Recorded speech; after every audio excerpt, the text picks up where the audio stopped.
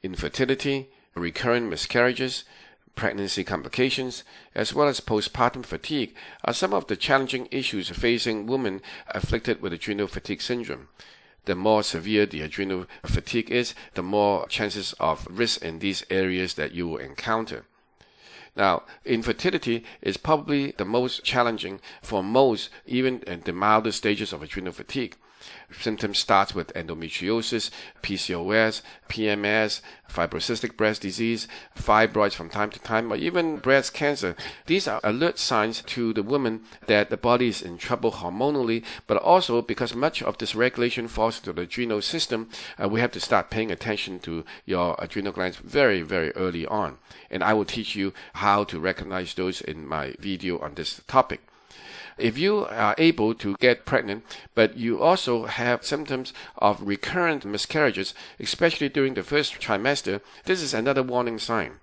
Many are able to get pregnant, especially if they are young, but if they are in the advanced stages of adrenal fatigue, they find that they have recurrent miscarriages, especially during the later part of first trimester. This is another warning sign that the body is in trouble, and the reason is most likely tied to progesterone deficiency during the adrenal fatigue stage.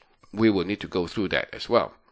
And how to prevent that, what to look out for, how to alert your doctor so you don't go through the trouble of getting pregnant only to lose the child.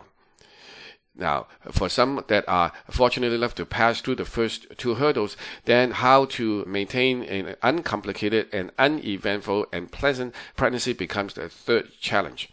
During pregnancy, the body oftentimes goes into a mode where it is trying to reserve all its energy for the fetus, and if the reserve level is not sufficient, the drawdown on the body's reserve can pose a significant problem as the pregnancy advances, and symptoms can include sugar imbalances, fatigue, depression, salt craving, blood pressure irregularities, and others. And we will need to address those if you want to make sure that you don't get into that type of situation.